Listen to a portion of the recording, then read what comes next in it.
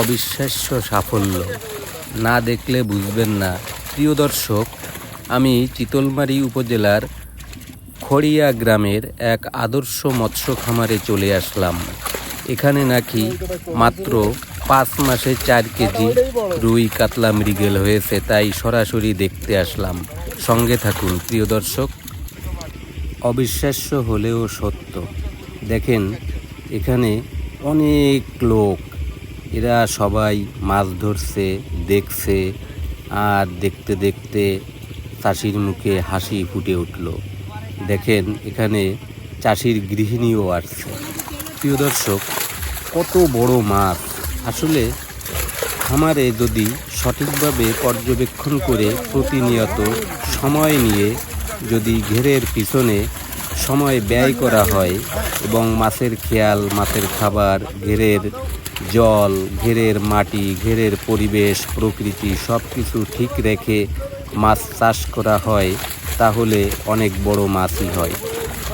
প্রিয় দর্শক, একজন আদর্শ খামারি হতে হলে ঘেরের দিকে সবসময় খেয়াল রাখতে হবে, ঘের সম্পর্কে জানতে হবে, ঘের সম্পর্কে বুঝতে হবে। দেখেন, এই চাষি আসলে অল্প সময়ে মাত্র 5 মাসে 4 কেজি মাছ তৈরি করেছে।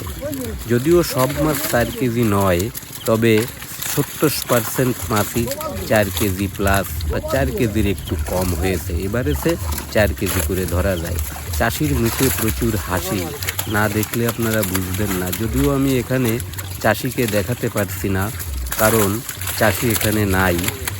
যাই হোক দর্শক বন্ধুরা, আপনারা দেখেন যে আসলে সাফল্য অর্জন করতে গেলে এই চাষির মতো কষ্ট করতেই হবে। যত কষ্ট করবেন তত ভালো ফল পাবেন।